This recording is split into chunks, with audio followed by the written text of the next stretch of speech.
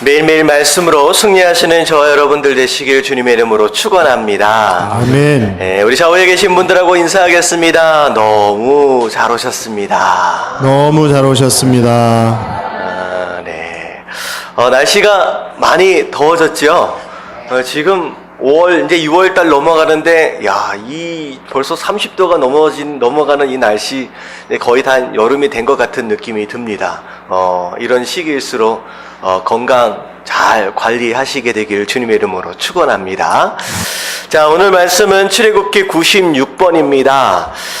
지난주까지 우리가 성소, 지성소, 그 안에 들어가는 성물에 대한 말씀을 함께 나눴다라고 한다면, 이 성소 바깥에 있는 성막들에 있는 성물들과 함께 우리가 말씀을 좀 나눌 텐데요. 자, 성막들 첫 번째 시간입니다. 우리 다음 주까지 같이 좀 볼 텐데, 제목 같이 한번 읽어봅니다. 시작.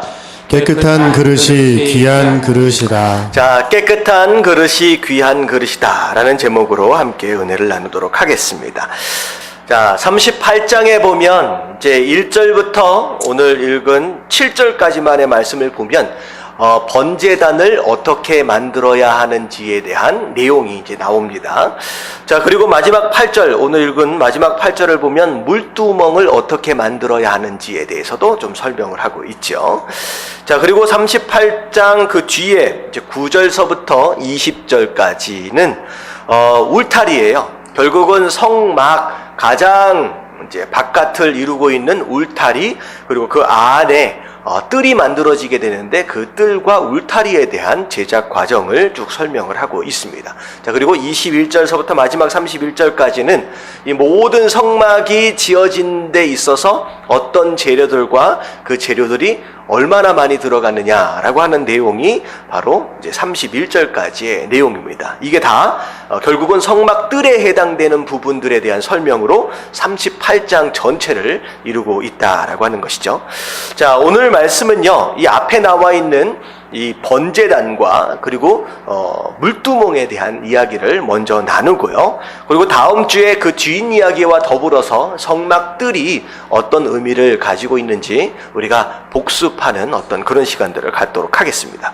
자, 제가 복습이라고 미리 말씀드리는 이유는 무엇이냐? 이미 번제단과 물두멍에 대한 이야기를 우리가 26, 27, 이 8장을 쭉 넘어가면서 우리 한번 다 살펴봤던 내용들이에요.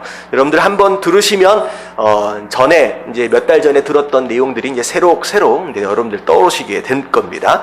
그래서 하나님도 반복하셨기 때문에 저도 반복을 하는 겁니다. 이제 반복하시길 원하시기 때문에. 그래서 함께 살펴보도록 하겠습니다. 자, 첫 번째 번제단. 자, 번제단은 무엇을 의미하느냐? 회개와 용서를 의미합니다. 회개와 용서. 자, 번제단은 뭐 하는 장소냐? 죄인된 우리가 죽어야 할 그곳에 양이나 소가 대신 죽음으로 내 죄가 어떻게 되는 거예요? 용서를 받는 곳입니다. 원래는 내가 죽어야 되는 거야. 내 죄로 인하여서. 하지만 내 죄 때문에 내가 가지고 나온 재물이 대신 죽음으로 말미암아 내 죄가 용서를 받는 바로 그것을 의미하죠. 자, 이게 이제 구약 시대의 번제단의 어떤 이제 큰 의미다라고 한다면, 이게 신약 시대로 넘어오게 되면 이 번제단은 어떻게 보면 뭘 의미할 수 있느냐? 예수 그리스도의 십자가를 의미하기도 합니다. 그래서 죄인된 우리가 죽어야 할 그곳에 예수님께서 십자가에서 대신 죽으심으로 인하여서 내 죄가 용서를 받는 거예요. 그게 바로 이 번제단에 대한 전체적인 큰 의미입니다. 그래서 회개하고 우리가 용서를 받는다라고 하는 거예요. 자, 어떻게 만들어졌는지를 오늘 1절에서부터 쭉 보면, 자, 일단은 재료가 뭐냐? 1절에 줄쳐 있는 데를 보면 조각목으로 번제단을 만들어라 라고 말씀하셨어요. 자, 조각목은 아카시아 나무, 가시나무입니다. 자, 근데 번제단은 재물을 올려놓고 어떻게 하는 거예요? 그 재물을 불로 태우는 거잖아요. 근데 그 제단이 뭘로 만들어졌느냐?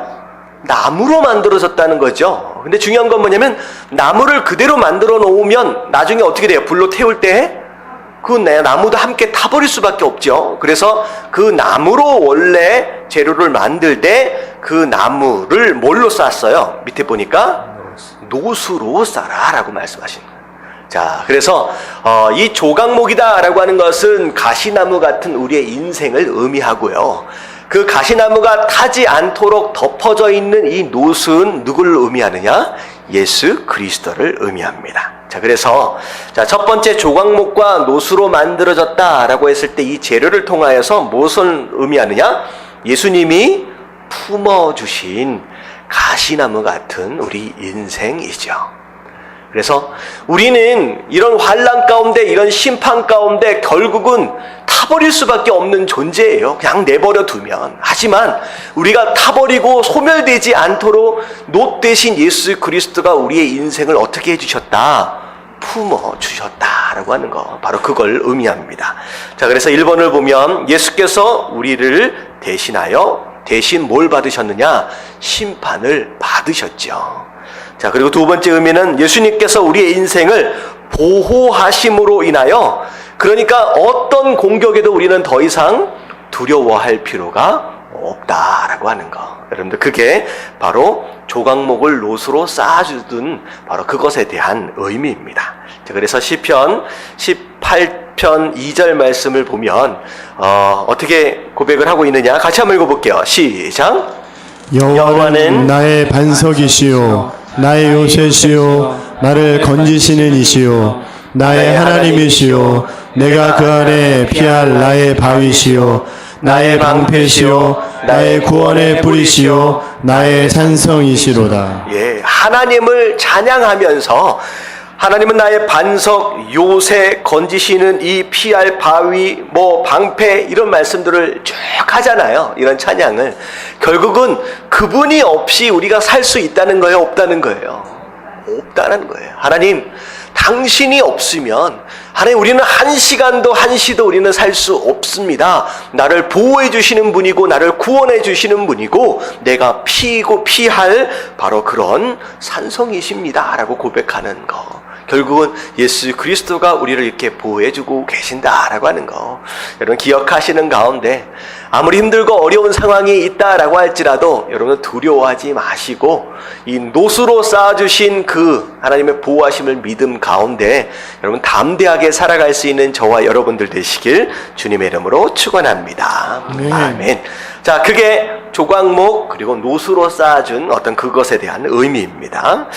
자, 그 다음에 생긴 게 또 어떻게 생겼냐면요, 네모 반듯하게 생겼어요. 정사각형으로 생겼는데 네 모퉁이에 뭘 하나님께서 만들어 넣으라고 말씀하셨느냐?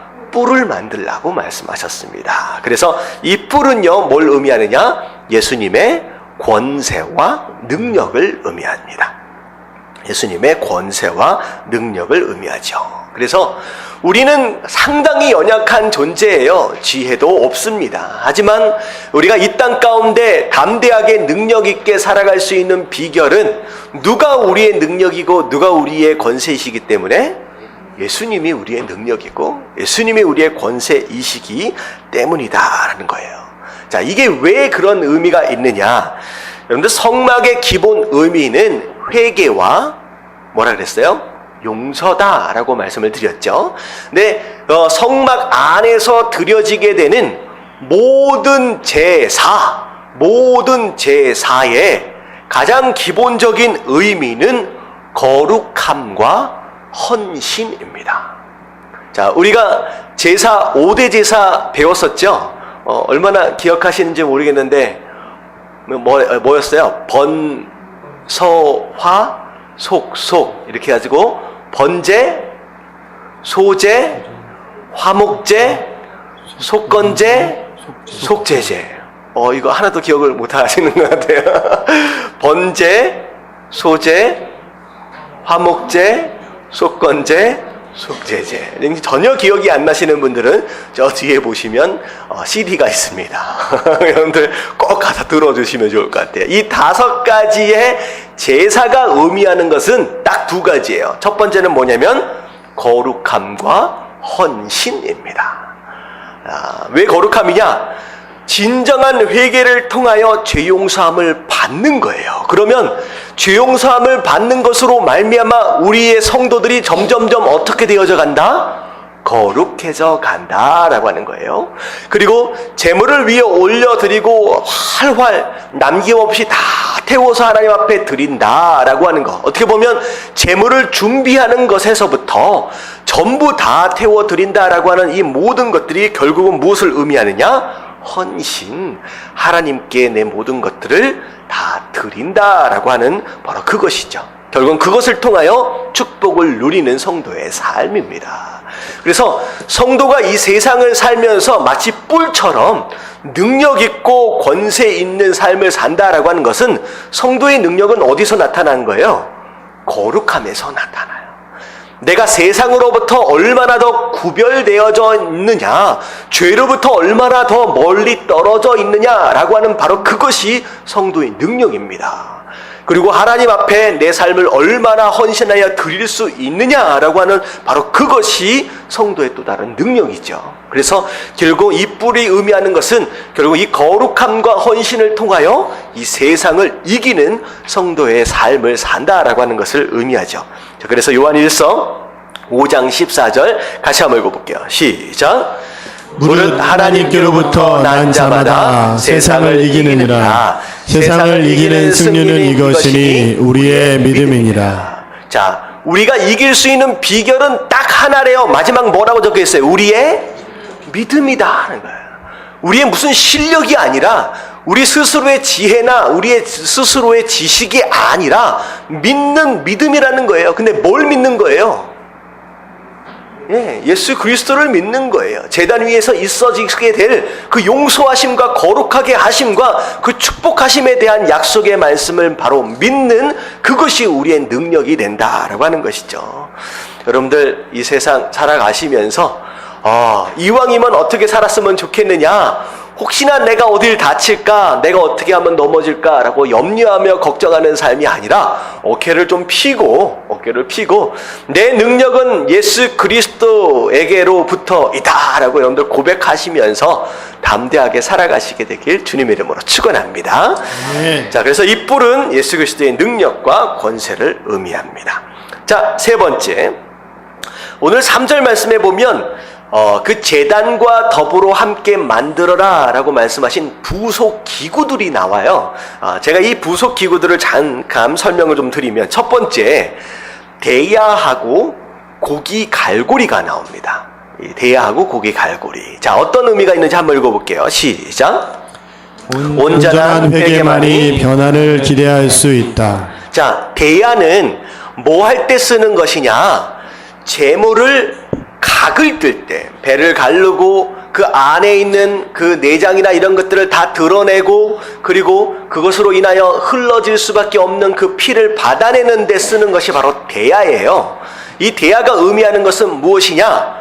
안에 있는 모든 더러운 것들을 다 어떻게 하자는 거예요? 다 끄집어 내자는 거예요. 우리 안에 숨겨진 죄, 사람들은 모르지만 누구는 다 아신다. 이 하나님은 다 아신다는 거예요. 그래서 더러운 내장과 기름과 똥과 더러운 피들을 전부 다 드러내고 다 흘러내어줘야 한다라고 하는 의미에서 진정한 회개를 의미하지요. 바로 그게 바로 진정한 회개예요. 자, 그리고 고기 갈고리는 뭐냐면, 제물이 한참 타고 있으면요, 위에 부분은 타는데 밑에 부분은 어떻게 돼 있어요? 잘 안 탈 수도 있잖아요. 그래서 고기 갈고리로 태우는 과정 가운데 고기 갈고리를 뭐 할 때 쓰는 거예요? 재물을 뒤집는 데 씁니다. 이제 마치 우리가 삼겹살을 구울 때, 조금 어색한 얘긴 하지만, 그러니까 고기를 이렇게 뒤집잖아요. 그러니까 이게 뒤집는데 어떻게 뒤집어야 된대요? 딱 한 번만 뒤집으면 된다고 얘기를 하잖아요. 근데 그것처럼 전부 다 재로 태워질 수 있도록, 완전히 밑에까지 태워질 수 있도록 그 고기를 뒤집는데 이 고기 갈고리가 사용됩니다. 그래서 이건 뭘 의미하느냐? 하나님 앞에 하나도 숨기지 말자는 거예요. 숨긴다고 숨겨질 수 없기 때문에 더러운 것들 다 하나님 앞에 내려놓고 다 빼놓고 전부 다 하나님 앞에 다 태울 수 있는 바로 그런 회개가 있어질 수 있을 때 진정한 용서를 우리가 경험할 수 있다라고 하는 것을 의미합니다. 그래서 그런 진정한 회개만이 우리의 뭘 기대할 수 있다? 변화를 기대할 수 있다라고 하는 것이죠. 자, 그게 베야와 고기 갈고리에 대한 설명입니다. 자, 그 다음에가 뭐냐면 죄를 담는 통과 부삽이에요. 부삽. 자, 같이 한번 읽어볼게요. 시작. 쓰레기는 쓰레기통에 버려야 집안이 깨끗하다. 자, 이게 무슨 얘기냐? 남편들이 집에서 아내들로부터 가장 많이 듣는 말이 뭘까? 사랑합니다 라고 하는 그런 얘기이기보다는 어떤 얘기를 많이 들어요? 빨래는 빨래통에, 쓰레기는 쓰레기통에. 이게 아내 되신 분들은 빙그레 웃으시고 계시는데 그런 얘기를 많이 듣습니다. 근데 저도 집에서 저희 어머니로부터 그런 얘기를 자주 듣는 것 같아요. 근데 중요한 건 뭐냐면 여러분, 쓰레기나 빨래가 안 나오는 집이 있어요, 없어요? 네, 없어요. 사람을 산다라고 한다면 어쩔 수 없이 쓰레기가 나올 수밖에 없고 빨래가 나올 수밖에 없습니다. 근데 깨끗한 집은 쓰레기나 빨래가 나오지 않는 집이 아니라 어떤 집이 깨끗해요? 빨래가 있어야 할 장소에 빨래가 있고 쓰레기가 있어야 할 장소에 쓰레기가 있는 그 집이 진짜 깨끗한 집입니다. 다시 말하면 거룩한 성도는 죄를 전혀 짓지 않는 사람이 아니라는 거예요. 여러분, 죄 짓지 않는 사람이 있어요, 없어요? 없어요. 어쩔 수 없이 생각으로, 입술로, 행동으로 지을 수밖에 없는, 죄를 지을 수밖에 없는 연약한 존재인데, 죄를 지을 때마다 우리 마음 가운데, 우리 인생 가운데 담아두면 그 죄가 우리의 인생을 어떻게 만든다? 더럽게 만드는 거예요. 근데 여기서 나오는 이 죄를 담는 통과 부삽은 죄가 나올 수밖에 없는 이 제단에 그것을 죄를 다 담아다가 어디다 갖다 버리는 거예요? 진영 바깥으로 갖다 버리는 데 쓰는 도구입니다. 이것은 곧 무엇을 의미하느냐? 끊임없이 만들어질 수밖에 없는 이 쓰레기와 이 빨래 더미를 우리가 계속적으로 어떻게 하라는 거예요? 우리 진영 바깥으로, 우리 삶 바깥으로 내다 버리는 노력의 과정들이 있어야, 그래야 우리의 삶이 더 깨끗해질 수 있다라고 하는 거예요. 여러분, 아직까지 내 삶 가운데 남겨놓은 그런 빨랫더미와 쓰레기가 있다라고 한다면 여러분들 빨리빨리 갖다 버리실 수 있는 저와 여러분들 되시길 주님의 이름으로 축원합니다. 여러분, 중요한 게 뭐냐면 여러분, 빨랫더미가 쌓이고 쓰레기가 쌓이면 그것만 남아있는 게 아니에요. 결국은 쓰레기 더미에 뭐가 꼬이기 시작합니까? 파리가 꼬이기 시작합니다. 이 파리는 사단이고 악한 영들이에요. 자꾸 내 안에 이 쓰레기들을 자꾸 담아놓기 시작하면요, 악한 영들이 우리의 삶을 공격해 옵니다. 그래서 내 삶이 더욱더 피폐해지고 가고 더욱더 더러워져 갈 수밖에 없다라고 하는 것이죠.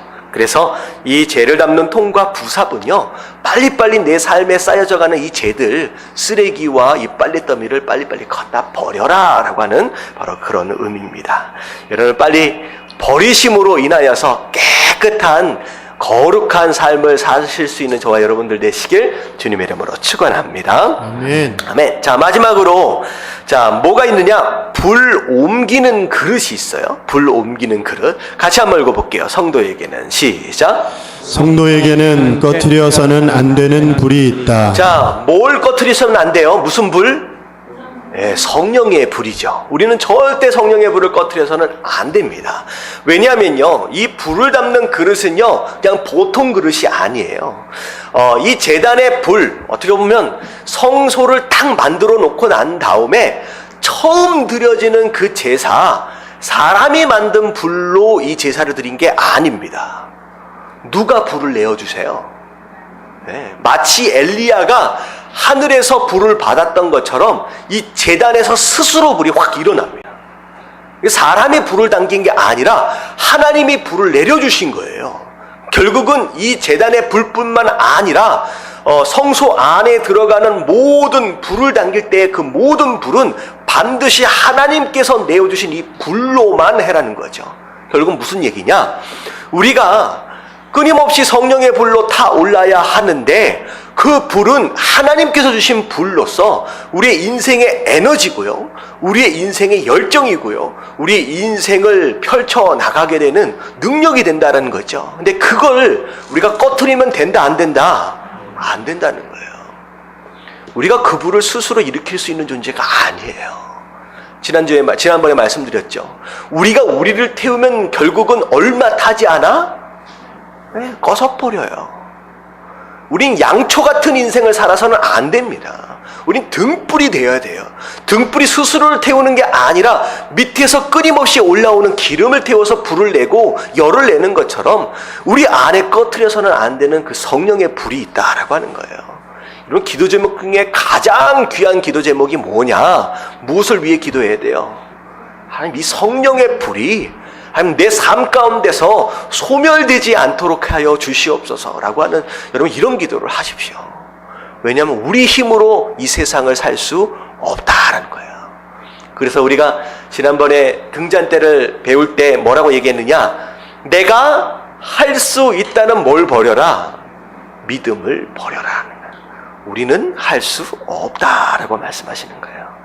자, 그래서 여기까지가 이제 번제단에 대한 내용이에요. 부속 기간 기부들까지 쭉 말씀을 드렸는데, 결국은 진정한 회개를 통하여 용서함을 받고요, 그 용서함 가운데 우리가 점점점 거룩해지는 것을 통하여 이 세상을 능력 있게 살아갈 수 있다라고 하는 거. 여러분, 이 번제단, 이게 바로 예배의 시작이고요, 여러분들 이 예배가 바로 어떤 그런 의미 가운데 드려짐으로 말미암아 여러분 이 능력과 이 거룩함을 경험할 수 있는 저와 여러분들 되시길 주님의 이름으로 축원합니다. 아멘. 자, 이게 이제 번제단입니다. 자, 두 번째가 무엇이냐? 물두멍이에요. 물두멍. 자, 성막의 울타리에 문을 처음 열고 들어가면 가장 첫 번째 보였던 것이 번제단이에요. 결국은 신앙생활의 시작은 무엇을 만나는 것에서부터 시작되어지느냐? 이 번제단, 하나님과의 만남과 용서, 회개와 용서를 통하여 신앙생활이 시작돼요. 자, 번제단을 바로 지나쳐 가면요, 성소로 들어가기 바로 직전에 있는 것이 무엇이냐? 물두멍입니다. 물두멍. 자, 이 물두멍은 무엇을 의미하느냐? 구원받은 성도들의 회개를 의미합니다. 자, 구원받은, 어떻게 보면 이미 구원받은 성도들의 회개를 의미하는 거예요. 여러분들, 예수 그리스도를 구원자로, 주님으로, 그리고 여러분들의 죄를 다 고백하고 회개하심으로 말미암아 용서받고 구원받으신 분, 이미 구원받은 성도가 되신 분들은 아멘 하십시다. 우리가 구원받았어요. 그리고 성도가 되었다라고 하는 거죠. 근데 중요한 건 뭐냐면, 이미 구원을 받았음에도 불구하고 지속적으로 우리는 뭐 하고 있어요? 계속 죄를 짓고 있다는 거죠. 마음 가운데 시기하고 질투하는 마음, 원망하고 불평하는 마음, 누군가를 미워하는 마음, 정죄하고 판단하는 마음, 완전히 다 없어졌으면, 번제단에서 다 태워져 버렸으면 좋겠는데, 이게 다 타지 않고 끊임없이 안에서 계속 죄에 대한 죄악된 마음들과 죄악된 생각들이 계속 올라온다는 거예요. 그래서 입술로 행동으로 계속 지울 수밖에 없는, 죄를 지울 수밖에 없는 불쌍한 인생들, 도대체 뭐가 문제냐는 거죠. 사실은 우리가 죄 가운데 태어났기 때문에 어쩔 수 없이 나타나는 현상입니다. 근데 중요한 건 뭐냐면, 구원받은 성도이지만 그 가운데 짓게 되는 이 죄가 우리 삶 가운데 굉장히 큰 영향력을 미치게 된다는 거죠. 비록 구원은 받았지만 구원받은 성도가 계속 지속적으로 죄를 짓게 되면 이 죄들이 우리의 삶을 갉아먹기 시작합니다. 자, 그래서 우리가 수요일날 한번 살펴봤던 것 같아요. 이번 주 수요일날. 자, 죄를 계속 짓고 회개하지 않으면 어떤 일이 벌어지느냐? 첫 번째, 자, 같이 한번 읽어볼게요. 다 같이 시작. 기쁨과 감사, 평안을 누리지 못합니다. 네. 비록 구원을 받았지만 지속적으로 짓고 있는 이 죄를 회개하지 않으면요, 우리 삶 가운데 기쁨이 사라집니다. 이런 감사가 사라져요.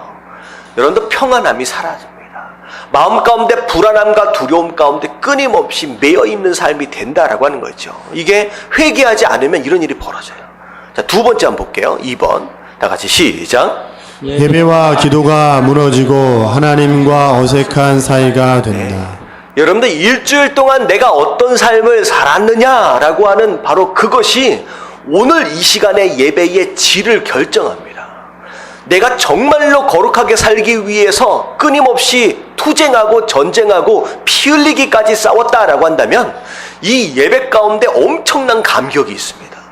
하나님께 나아갈 때 엄청난 하나님의 역사하심이 느껴져요. 근데 일주일 동안 6일 동안 신나게 죄를 짓고 살았다라고 한다면 이 시간의 예배가 되게 어떻게 돼요? 느낌이 되게 애매해집니다. 하나님 보기에 되게 민망해지는 거예요.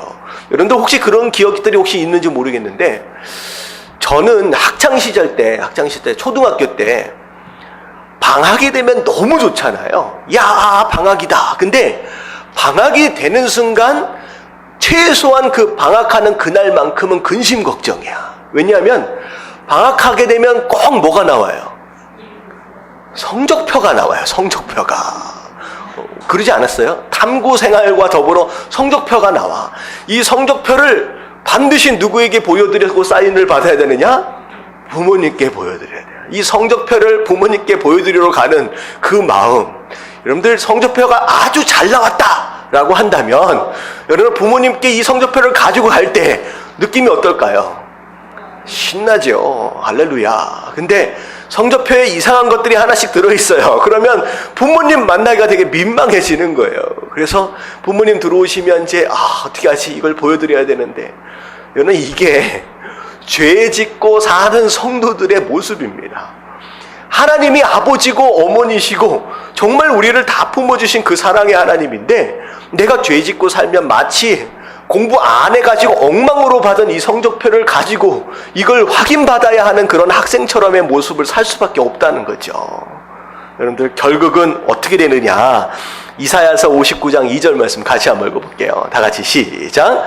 오직 너희 죄악이 너희와 너희 하나님 사이를 갈라놓았고 너희 죄가 그의 얼굴을 가리어서 너희에게서 듣지 않으시게 함이니라. 네, 죄를 계속 내 삶 가운데 담아놓고 짓고 살면요, 회개하지 않으면요, 하나님과 내 사이가 점점점 어떻게 돼요?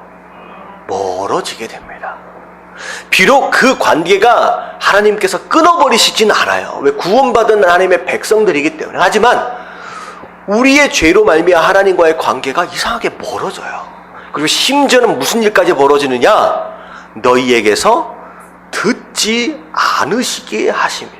무슨 얘기냐? 우리가 아무리 기도해도 그 기도의 응답이 되어지지 않는다는 거죠. 여러분, 기도해서 응답받는 것만큼 중요한 게 어디 있습니까? 우리가 성도가 누릴 수 있는 가장 큰 축복 중에 하나가 뭐냐 하면 기도예요. 기도하는 것을 통하여 응답받는 거예요. 근데 죄가 우리 삶 가운데 들어오고 회개되어지지 않으면요, 더 이상 그 예배가 예배답지 못하게 될 뿐만 아니라 기도도 응답되지 못하는 정말로 안타까운 신앙생활이 될 수밖에 없다는 거죠. 여러분들 빨리 회개하시게 되길 주님의 이름으로 축원합니다. 혹시나 아무리 기도해도 이상하게 기도에 응답 안 해주신다, 뭐일 수 있어요? 내 안에 아직 회개되어지지 않은 여러분들 그 죄가 있을 수 있습니다. 제가 지난번에 우리 5월 두 번째 주죠, 남편이 아내를 막 무시하고 막 하면 그 남편의 기도를 하나님께서 들어주시지 않는다는 말씀이 있어요. 여러분, 굉장히 지금 심각한 겁니다. 여러분들 기도 응답 받기 위해서라도 숨겨놓은 죄들을 빨리 회개하시게 주님의 이름으로 축원합니다. 자, 세 번째 뭐냐면, 자, 같이 한번 읽어볼게요. 시작. 사명을 감당하지 못하는 그리스도인이 됩니다. 평생 해야 할 사명 단 한 번도 감당하지 못하고 자기가 짓는 죄로 인하여 발생하는 수많은 문제를 풀어가느니라고 평생을 낭비하다가 갑니다. 잘 생각해 보세요. 주변에 있는 많은 성도들의 삶을 잘 보세요. 어떤 사람들은 정말로 전도하고 선교하면서 사명을 감당해 가고 열매를 거두는 성도들이 있어요. 근데 어떤 성도들은요, 끊임없이 가정 안에서, 끊임없이 사업장 안에서, 직장에서 끊임없이 일어나는 불과 문제들을 끈이라고 평생을 낭비하는 사람이 있다는 거죠. 여러분, 이왕이면 문제를 풀다가 마무리하는 인생이 아니라 사명을 감당함으로 말미암아 열매를 거두고, 여러분, 하나님께 가지고 나갈 그 열매가 있는 이런 그런 성도의 삶을 사시게 되길 주님의 이름으로 축원합니다. 네. 그런 거예요. 기도의 제목도 완전히 틀려요. 하나님, 또 이런 문제입니다. 또 내 자식이 속입니다. 또 직장이 어떻습니다. 라고 항상 기도 제목은 뭐예요? 문제 풀어달라는 얘기뿐이에요. 근데요, 사명 감당하는 사람들은요, 하나님, 제가 이 일을 좀 감당해 보기 원합니다. 성령 충만하게 하시고 하나님 능력 주십시오. 하나님 은사 주시옵소서. 하나님 이걸 감당하는 것으로 말미암아 하나님, 제가 저 영혼을 위해서 제가 기도하고 있습니다. 저 영혼이 믿지 않고 있는데 하나님, 저 영혼을 하나님 전도하게 하여 주시옵소서. 하나님께 돌아오는데 하나님 내 인생이 쓰임받게 하여 주시옵소서. 이런 기도의 수준이 달라요, 같아요? 여러분, 이런 인생, 여러분 이런 기도를 했으면 좋겠다라고 하는 거예요. 여러분, 사명 감당하에 가시는 저와 여러분들 되시길 주님의 이름으로 축원합니다. 아멘. 그래서 믿는 성도들이 다 죄 지어요. 중요한 건 뭐냐면, 이거 죄를 회개하지 않으면 이 세 가지 말씀드렸던 것처럼 이런 상황 가운데 아무 일도 못하고 살아간다라고 하는 거, 여러분들 빨리빨리 회개하심으로 말미암아 진짜 할 수 있는 일들을 감당하는 저와 여러분들 되시길 주님의 이름으로 축원합니다. 아멘. 자, 물두멍을 만드는 방법들, 과정을 통한 영적인 의미를 조금 살펴보도록 할게요. 자, 첫 번째, 자, 1번 다 같이.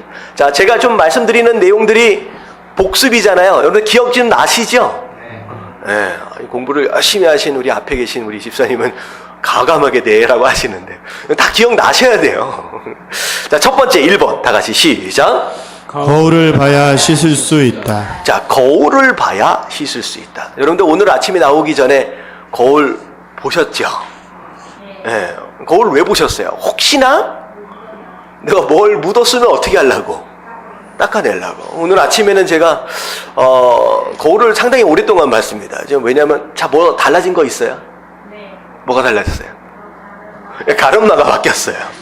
아니, 그 목요일인가 제가 머리를 깎으러 갔는데 머리를 좀 잘못 깎아가지고 여기가 푹 꺼지게끔 깎은 거야. 그래가지고 여기가 너무 꺼져가지고 아무리 살리려고 해도 안 살려져. 그래서 과감하게 이쪽 이마에서 이쪽 이마, 거의 최초로 제 왼쪽 이마를 보고 계시는 거예요, 지금. 원래는 머리를 좀 덮어져 있는데 안 되겠어, 이렇게 옆으로 넘겼어요. 어때요? 어때요? 괜찮아요? 거울을 많이 봤어요. 이 얘기는 뭐냐면, 거울을 많이 보는 것을 통하여 나를 갖고 가는 거예요. 물두멍은 바로 그것을 의미합니다. 왜냐하면 이 물두멍은 원래 만들어진 재료가 놋입니다. 근데 이게 아무 놋으로 만든 게 아니에요. 8절을 보면 재료, 이제 8절을 한번 보여주세요. 자, 줄 쳐진 데만 볼게요. 곧 시작. 회막 문에서 수종드는 여인들의 거울로 만들었더라. 그냥 놋으로 만든 게 아니라 회막 안에서 수종드는 여인의 거울을 다 녹여서 만들었어요. 굉장히 중요한 의미를 갖는 거예요. 결국 이 물두멍은 거울이란 뜻이에요. 나를 어떻게 해봐라는 거예요? 들여다 봐라라는 겁니다. 결국은 이 거울은 무엇을 의미하느냐? 하나님의 말씀을 의미합니다. 구원받은 하나님의 백성들이 자꾸 죄를 지어요. 물두멍에 나와가지고 계속 손을 씻고 더러워진 것들을 계속 씻는다라고 하는 것은 무엇이냐? 말씀을 통하여 계속 나를 들여다본다라고 하는 것이죠. 그래서 야고보서 1장 22절부터 23절에 보면요, 너희는 말씀을 행하는 자가 되고 듣기만 하여 자신을 속이는 자가 되지 말라. 누구든지 말씀을 듣고 행하지 아니하면 그는 거울로 자기의 생긴 얼굴을 보기만 하는 사람과 같다는 거예요. 보는 사람과 같다라고 번역이 됐는데 보기만 하는 사람이라는 거예요. 말씀을 듣는다라고 하는 이 바로 그것 자체가 마치 거울을 통하여 나를 들여다보는 바로 그런 모습이라는 거죠. 여러분들 오늘 말씀을 듣는 가운데 아 그렇구나 이해되어지는 가운데 넘어가고 있는 것이 아니라 말씀을 통하여 끊임없이 나는 과연 그 번제단 앞에서 그 번제단 위에서 그리고 물두멍에서 나는 과연 제대로 씻어지고 있느냐라고 하는 걸 뭐 하자는 거예요? 자기 자신을 들여다보라는 거죠. 이게 굉장히 중요한 거예요. 아 그렇구나 그런 의미가 있구나 라고 하는 것에 멈춰 있다라고 한다면 마치 거울을 들여다보기만 하는 자의 모습과 같다라고 하는 거죠. 그래서 이 거울 가지고 만들어진 이 놋은 결국 무엇을 의미하느냐? 말씀을 통하여 끊임없이 나를 들여다보라는 거예요. 여러분 자주 봐야 합니다. 할렐루야. 그래서 묻은 것이 있으면 빨리 보고 닦아낼 줄 알고 머리 스타일도 여러분들이 자꾸 만져가면서 여러분들의 삶을 신앙생활을 아름답게 가꿔갈 필요가 있다라는 것이죠. 할렐루야. 자, 그 다음에 중요한 게 뭐냐면 자, 2번 같이 한번 읽어볼게요. 다 같이 시작. 콧물 한 방울에 바다가 오염되지 않는다. 저는 제가 말씀을 전하면서 물을 자주 마십니다. 왜냐면 목이 굉장히 약해가지고 말을 좀 많이 하다 보면 금방 말라버려요. 그래서 목이 한번 딱 마르면 딱 붙어버립니다. 그래가지고 그 다음부터 말을 못해요. 그래서 제가 여러분들이 말씀을 봉독하고 있는 동안에 제가 물을 자주 마시는데 여러분들 이 물 안에 제가 아차 실수해가지고 콧물 한 방울이 뚝 떨어졌다고 생각해 보세요. 그걸 우리 앞에 계시는 우리 공집사님이 딱 발견을 하셨어요. 근데 제가 이 물을 집사님 목마르시죠? 하면서 딱 드린다라고 했을 때 분명히 콧물이 떨어진 걸 발견했다라고 한다면 우리 공집사님 마시기가 쉬울까요? 어려울까요? 어렵죠. 네. 이건 너무 작은 그릇입니다. 작은 콧물 한 방울이 들어갔다라고 할지라도 금방 오염되어져 버릴 수밖에 없는 그릇이에요. 근데 여러분 생각해 보세요. 큰 바다. 여러분 거기에 콧물 한 방울이 빠졌다라고 해서 오염됐다고 못 들어간다 막 요란 떨을 수 있는 사람이 있어요? 없어요? 없어요. 중요한 거는 그 안에 들어가 있는 것일 수도 있지만 중요한 건 뭐예요? 사이즈예요. 여러분들 모든 성물들은 전부 다 사이즈를 하나님께서 정해 주셨습니다. 몇 규빗으로 해라라고 정해 주셨는데 이 성물들 가운데 유일하게 사이즈를 말씀하지 않은 성물이 뭐냐? 물두멍이에요. 이건 곧 무엇을 의미하느냐? 물두멍은 하나님께 끊임없이 회개하는 모습으로 나아가는 성도의 모습이고 그것을 통하여 용서받는 성도의 모습이에요. 삶이에요. 결국은 사이즈가 없는 물두멍은 곧 무엇을 의미하느냐? 하나님의 용서함과 하나님의 자비로우심과 하나님의 은혜는 여러분들 사람이 사이즈로 잴 수 있다는 거예요? 없다는 거예요? 없다라는 겁니다. 어떤 죄를 지었다라고 할지라도 우리가 하나님 앞에 가지고 나아가기만 하면 하나님은 다 용서해 주시는 바로 그런 분이다라고 하는 거예요. 그래서 솔로몬이 나중에 성전을 지을 때 이 물두멍을 엄청나게 크게 확대해서 지어놓고 이 물두멍을 뭐라고 이름을 붙였느냐? 바다라고 붙입니다. 하나님의 사랑과 하나님의 은혜와 자비로우심은 무엇과 같다? 바다와 같다는 거예요. 우리를 다 용서하시고 다 품으실 수 있는 바로 그런 분이다라고 하는 거예요. 여러분 그 사랑을 경험하시게 되길 주님의 이름으로 축원합니다. 그래서 요한일서 1장 9절 말씀 같이 한번 읽어볼게요. 시작. 만일 우리가 우리 죄를 자백하면 그는 미쁘시고 의로우사 우리 죄를 사하시며 우리를 모든 불의에서 깨끗하게 하실 것이요. 자, 어떤 죄를 짓는다라고 할지라도 모든 불의에서 우리를 깨끗하게 하실 수 있는 바다 같은 분이다라고 하나님 말씀하시는 거예요. 여러분 회개하시면 다 용서해 주시는 그 하나님의 은혜를 기억하시게 되길 주님의 이름으로 축원합니다. 아멘. 아멘. 자, 사이즈가 없어요.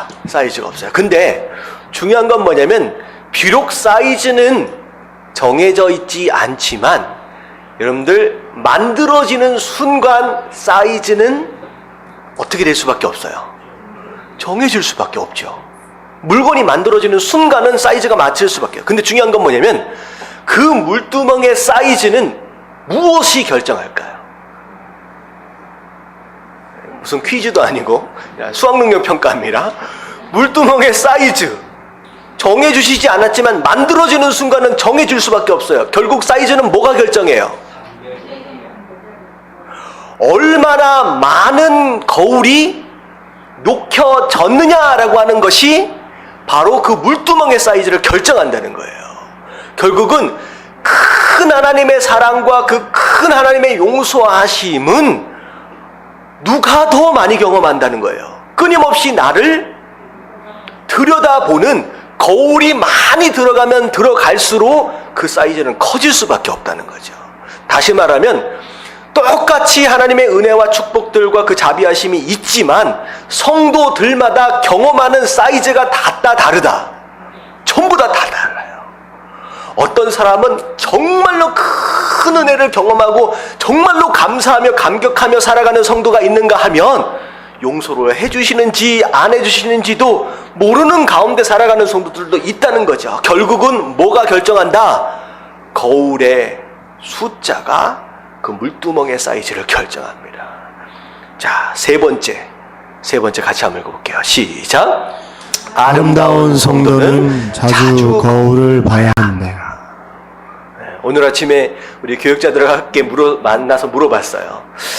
아름다운 여성과 거울을 보는 숫자와 어떤 관계가 있느냐라고 이제 물어봤어요. 그래서 우리 전도사님한테 전도사님 거울 몇 번 봐요? 물어봤더니만 하루에 딱 9번밖에 안 본대. 그래서 이걸 어떻게 설명을 해야 되느냐 고민이 좀 되더라고요. 근데 보면 거울을 자주 본다라고 하는 건 뭘 의미해요? 나를 가꾼다는 것을 의미합니다. 누가 태진아씨인가요? 무슨 노래를 불렀어요? 거울도 안 보는 여자, 날 가꾸지 않는 여자예요. 성도는 자기 자신을 가꿔야 합니다. 거울은 말씀을 의미하잖아요. 일주일에 딱 한 번 주일날 예배에 나와가지고 딱 한 번 보는 사람은 나를 가꾸는 것이 아니에요. 매일매일 말씀을 들여다보는 것으로 말미암아 스스로를 가꾸어서 여러분들 아름다운 성도들이 되어지시길 주님의 이름으로 축원합니다. 여러분 제가 보니까 정말로 다르더라고요. 이게 똑같은 원본인데요. 화장의 기술이 장난이 아니에요. 거의 포토샵을 능가하더라고요. 전혀 딴 사람을 만들더라고요. 근데요, 잘 보니까요. 거울을 자주 보면서 자기를 가꾸니까요. 시간이 지나면 지날수록 별로였던 자매가 점점 이뻐지더라고. 여러분 연애를 하면 이뻐진다라고 하잖아요. 그게 어떻게 보면 사랑을 받기 때문에 자연스럽게 아름다움이 안에서 드러나기도 하지만 여러분 연애를 하기 시작하는 순간 결국은 뭘 들여다보는 숫자가 늘어나요? 거울 보는 숫자가 늘어납니다. 성도도 마찬가지예요. 자주 들여다보십시오. 그러면 내가 말씀을 들여다보는 숫자만큼 물두멍이 커지잖아요. 더 하나님의 은혜와 사랑을 경험하게 되는 줄로 믿습니다. 아멘. 자, 마지막 네 번째예요. 같이 한번 읽어볼게요. 시작. 아름다운 성도는 결국 하나님의 영광을 경험하게 된다. 네, 제가 이 말씀을 잘 묵상을 하면서 그 물두멍에서 손을 씻고 자기 자신을 들여다보고는 어떤 그 성도의 모습을 머릿속으로 가만히 생각을 해봤어요. 근데 물두멍을 가만히 들여다보고 손을 씻고 하는 과정 가운데 사실은 물두멍에 비치는 죄인된 나보다 사실은 뭐가 더 많이 비칩니까? 한번 여러분들이 머릿속으로 생각해 보세요. 물두멍이 딱 있어요. 내가 물두멍에 손을 씻으면서 누굴 보고 있어요? 물두멍에 비춰진 나를 보잖아요. 근데 한참 씻어가는 과정들을 통하여 사실은 물두멍에 비친 죄인된 나보다 뭐가 더 많이 비쳐요? 물두멍이 왜 뭐가 비칠 것 같아요? 하늘이 비치잖아요. 저는 물두멍에 손을 씻어가는 그 죄인의 모습을 보면서 결국은 내 모습보다 훨씬 더 하늘이 더 많이 비치고 있다라는 생각이 들면서 결국 물두멍에 끊임없이 찾아가는 자들에게 하나님께서 뭘 보여주시냐? 그러면 하늘의 영광을 보여주십니다. 물두멍 안에 씻어가는 내 모습은 점점 사라져 가고요. 결국 물두멍에 넓게 비춰져 있는 그 구름과 하늘, 결국 그건 하나님의 영광을 의미하거든요. 결국은 물두멍을 자주 찾아가 자기 자신을 들여다보는 그 사람에게 하나님께서 뭘 보여주시냐? 하나님의 영광, 하늘의 영광을 보여주신다는 거죠. 여러분, 이 하늘의 영광을 본 자들은요, 삶이 달라요. 여러분, 성경 안에서 자 보세요. 하나님의 영광을 특별하게 경험한 사람들이 있어요. 대표적인 사람이 누굴까? 그럼 모세는 하나님의 영광을 본 사람이에요. 시내산의 떨기나무에서부터 하나님의 음성을 직접 듣고요. 그 시내산 호렙산에서 십계명을 받으면서 그 하나님의 영광을 극적으로 체험한 사람이에요. 엘리야도 마찬가지잖아요. 심지어는 12명의 제자들 가운데 이 3명의 제자들 어디에서 뭘 봤어요? 변화산에서 예수님이 변화되어져 있는 하나님의 영광을 봤어요. 여러분, 성경 안에 등장하는 몇몇 되지 않는 사람들이지만 하나님의 영광을 실제로 눈으로 경험한 사람들은 그 인생 자체와 그들이 한 사역 자체의 사이즈가 완전히 달라요. 이 얘기는 곧 무엇을 의미하느냐? 여러분, 물두멍을 통하여 뭘 보자는 거예요? 하늘의 영광을 보십시오. 여러분, 이것을 경험한 사람은요, 인생 자체의 사이즈가 다른, 여러분, 그런 사역들과 그런 인생을 살아갈 수 있다라고 하는 거예요.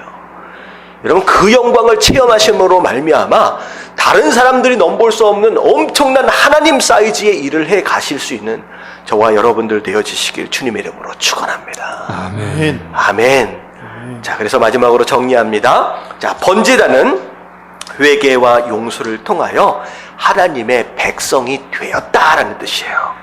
자, 물두멍은 구원받은 성도들이 회개를 통하여 예수 그리스도를 점점점 닮아간다라는 뜻입니다. 결국은 이 두 개 다가 뭘 의미하느냐?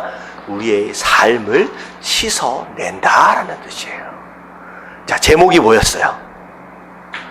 깨끗한 그릇이 귀한 그릇이다. 하나님 큰 그릇 되기 원합니다. 아니면 하나님 금그릇 되기 원합니다가 아니라 디모데 후서에 보면 뭐라고 얘기를 하느냐? 21절 뒷부분 보면 자기를 깨끗하게 하면 귀히 쓰는 그릇이 될 것이다 라고 말씀하십니다. 정말로 귀히 쓰임받는 그릇은요, 끊임없이 자기를 씻어내며 깨끗함을 유지할 수 있는 바로 그 삶이 가장 귀한 삶이고, 그 삶이 하나님 앞에 쓰임받을 수 있는 복된 삶이다 라고 하는 것을 기억하시면서 여러분들 하나님 앞에 여러분들의 죄를 다 고백하시고 회개함으로 여러분의 삶을 거룩하게 하실 수 있는 저와 여러분들 되시길 주님의 이름으로 축원합니다. 아멘. 아멘.